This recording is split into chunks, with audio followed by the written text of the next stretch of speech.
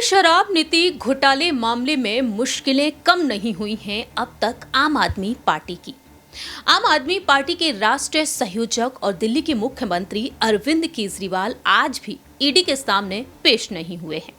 आम आदमी पार्टी केंद्र की मोदी सरकार को लगातार चुनौती पर चुनौती दे रही है और साफ तौर पर कहना रहा है इस पार्टी का कि उनकी पार्टी को पूरी तरीके से खत्म करने की साजिश रची जा रही है, तो वहीं अरविंद केजरीवाल को जेल भेजने की साजिश रची जा रही है। ऐसे में अब ये देखना होगा कि ईडी की तरफ से जो 3 समन भेजे गए हैं, उन 3 समन को भेजे जाने के बावजूद भी अरविंद केजरीवाल ईडी के सामने पेश तक नहीं हुए हैं। अब यहाँ पर ईडी क्या कुछ रुख अपनाती हुई नजर आएगी, ईडी का अब अगला कदम क्या कुछ होगा, इस पर सभी की नजरें टिकी हुई हैं। नमस्कार, मैं प्रांशी राठौर और आप देख रहे हैं नेक्स्ट 9 न्यूज। दरअसल आपको बता दें कि ईडी के द्वारा पहला समन भेजा गया था सीएम केजरीवाल को 2 नवंबर 2023 में, दूसरा समन भेजा गया 19 दिसंबर को, वहीं तीसरा समन 23 दिसंबर को भेजा गया था और आज अरविंद केजरीवाल को ईडी के सामने पेश होना था। आज 3 जनवरी है और आज ईडी के सामने अरविंद केजरीवाल को पेश होना था, लेकिन आम आदमी पार्टी की तरफ से साफ तौर पर इनकार कर दिया गया है।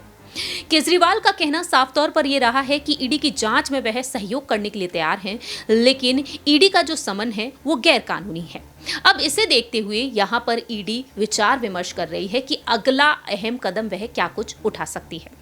जानकारी दे दें, सूत्रों के मुताबिक जो दावे किए जा रहे हैं उसके मुताबिक सामने आया है कि अरविंद केजरीवाल ने व्हाट्सएप के जरिए ईडी को जवाब भेज दिया है कि वह ईडी के सामने पेश तक नहीं होंगे।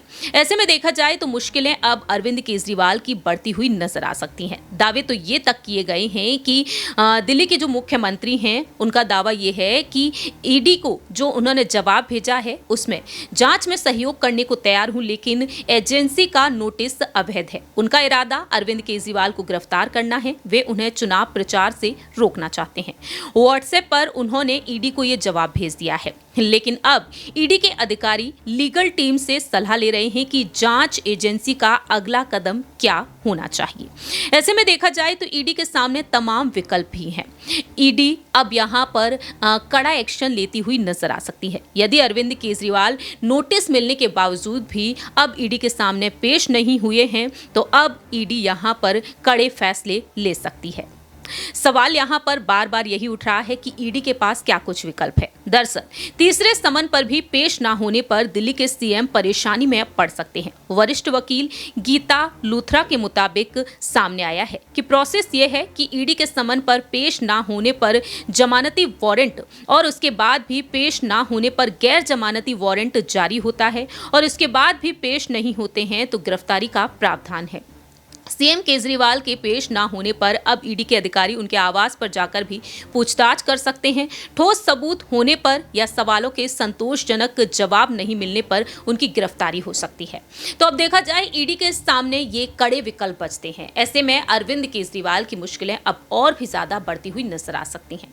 जानकारी दे दें कि झारखंड के मुख्यमंत्री हेमंत सोरेन भी लगातार मुश्किलों में फंसे हुए हैं। खनन घोटाले के मामले में उनकी मुश्किलें बढ़ती जा रही हैं और वहां पर भी मुख्यमंत्री पद दांव पर पड़ चुका है, क्योंकि हेमंत सोरेन को भी 7 बार ईडी ने समन भेजा है, लेकिन अब तक वह ईडी के सामने पेश तक नहीं हुए हैं। ऐसे में देखा जाए तो दावे ये तक किए गए कि कहीं ना कहीं वह अपनी पत्नी कल्पना सोरेन को आगे कर सकते हैं, उन्हें मुख्यमंत्री पद सौंप सकते हैं। लेकिन कल जो बैठक हुई उस बैठक में कल्पना सोरेन के नाम पर प्रस्ताव पास नहीं हुआ है।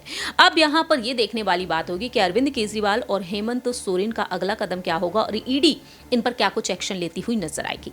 फिलहाल इस खास रिपोर्ट में इतना ही। तब तक के लिए आप देखते रहिए नेक्स्ट 9 न्यूज।